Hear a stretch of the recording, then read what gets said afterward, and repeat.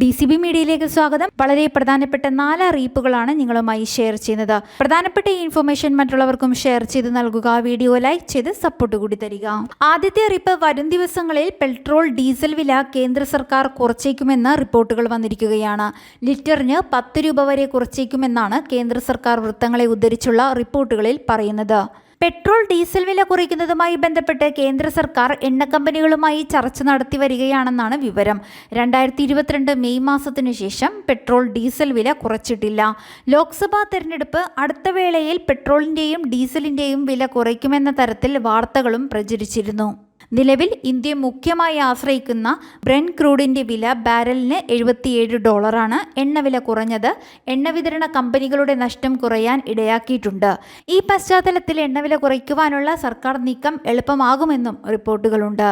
രണ്ടാമത്തെ അറിയിപ്പ്, ആദായ നികുതിദായകർക്ക് മുന്നറിയിപ്പുമായി ആദായ നികുതി വകുപ്പ് എത്തിയിരിക്കുകയാണ്. 2022-23 സാമ്പത്തിക വർഷത്തെ ആദായ നികുതി റിട്ടേൺ സമർപ്പിക്കുന്നതിനുള്ള സമയപരിധിയായ ജൂലൈ 31 പാലിക്കുവാൻ കഴിയാത്തവർ ഡിസംബർ 31-നകം പുതുക്കിയ റിട്ടേൺ സമർപ്പിക്കണമെന്ന് ആദായ നികുതി വകുപ്പിന്റെ മുന്നറിയിപ്പിൽ പറയുന്നു.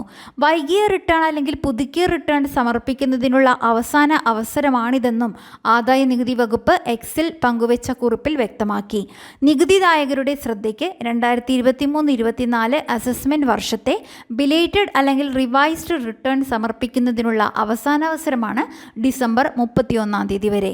ഉടൻ തന്നെ നിശ്ചിത തീയതിക്ക് മുൻപ് റിട്ടേൺ ഫയൽ ചെയ്യുക. ഇതാണ് എക്സിൽ പങ്കുവച്ച കുറിപ്പിൽ പറയുന്നത്. റിട്ടേൺ സമർപ്പിക്കുന്നതിനുള്ള ലിങ്കും പോസ്റ്റിൽ നൽകിയിട്ടുണ്ട്. വൈകിയുള്ള റിട്ടേണും കൃത്യമായ സമയത്ത് സമർപ്പിച്ചില്ല എങ്കിൽ പ്രത്യാഘാതങ്ങൾ നേരിടേണ്ടി വരുമെന്നാണ് ആദായ നികുതി വകുപ്പ് പറയുന്നത്. നഷ്ടം ക്യാരി ഫോർവേഡ് ചെയ്യുവാൻ സാധിക്കില്ല എന്നതാണ് നേരിടാൻ പോകുന്ന ഏറ്റവും വലിയ പ്രശ്നം. സെക്ഷൻ 234A പ്രകാരം പലിശയും സെക്ഷൻ 234Fൽ കീഴിലുള്ള ഫീസും ഇളവുകൾക്കും കിഴിവുകൾക്കും പ്രയോജനപ്പെടുത്തുവാൻ കഴിയില്ല എന്നതാണ് മറ്റൊരു പ്രശ്നം. ജൂലൈ 31-നകം റിട്ടേൺ ഫയൽ ചെയ്തില്ലെങ്കിൽ ഓഗസ്റ്റ് 1 മുതൽ പിഴ ഈടാക്കുന്നുണ്ട്.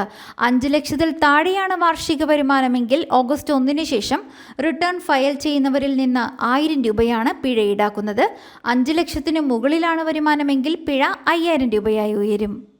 മൂന്നാമത്തെ അറിയിപ്പ്, പ്രമുഖ പൊതുമേഖലാ ബാങ്കായ SBI വിവിധ സ്ഥിര നിക്ഷേപങ്ങളുടെ നിരക്ക് വർദ്ധിപ്പിച്ചിരിക്കുകയാണ്. 2 കോടിയിൽ താഴെയുള്ള നിക്ഷേപങ്ങളുടെ നിരക്കാണ് വർദ്ധിപ്പിച്ചത്. പുതുക്കിയ നിരക്ക് ഇന്നലെ മുതൽ പ്രാബല്യത്തിൽ വന്നു. 7 ദിവസം മുതൽ 45 ദിവസം വരെ കാലാവധിയുള്ള നിക്ഷേപങ്ങളുടെ പലിശ നിരക്കിൽ 0.5% വർധനയാണ് വരുത്തിയത്. നിലവിലെ 3% നിന്ന് 3.5% വർദ്ധിപ്പിച്ചു. 46 ദിവസം മുതൽ 179 ദിവസം വരെ കാലാവധിയുള്ള നിക്ഷേപങ്ങളുടെ പലിശ നിരക്കിൽ 25 ബേസിക് പോയിന്റിന്റെ വർധനയാണ് വരുത്തിയത്. 4.75% പുതിയ പലിശ നിരക്ക്. 180 ദിവസം മുതൽ 210 ദിവസം വരെ കാലാവധിയുള്ള നിക്ഷേപങ്ങളുടെ പലിശ നിരക്കിൽ 0.5% വർധനയാണ് വരുത്തിയത്. 5.25% നിന്ന് അത് 5.75% പലിശ നിരക്ക് വർദ്ധിപ്പിച്ചിരിക്കുന്നത്. മുതിർന്നവരുടെ പലിശ നിരക്കിലും മാറ്റമുണ്ട്. 3 വർഷം മുതൽ 5 വർഷം വരെ കാലാവധിയുള്ള നിക്ഷേപങ്ങളുടെ പുതുക്കിയ പലിശ നിരക്ക് 7.25%. നേരത്തെ ഇത് 7% നാലാമത്തെ അറിയിപ്പ്, സംസ്ഥാനത്ത് ഭൂമിയുള്ളവർ ശ്രദ്ധിക്കേണ്ട കാര്യമാണ്. ഭൂമി തരംമാറ്റത്തിനായി RDOമാരുടെ നേതൃത്വത്തിൽ പ്രത്യേക അദാലത്തുകൾ നടത്തുവാൻ സർക്കാർ തീരുമാനം വന്നു. കെട്ടിക്കിടക്കുന്ന 2.5 ലക്ഷത്തിലേറെ അപേക്ഷകളിൽ 25 സെന്റിൽ താഴെ വിസ്തൃതിയുള്ളതും ഫീസ് അടയ്ക്കേണ്ടതില്ലാത്തതുമായിട്ടുള്ള 1.26 ലക്ഷം ഓൺലൈൻ അപേക്ഷകൾ ജനുവരി 16 ആരംഭിക്കുന്ന അദാലത്തുകളിൽ തീർപ്പാക്കുവാൻ ലാൻഡ് റവന്യൂ കമ്മീഷൻ നിർദ്ദേശം നൽകി.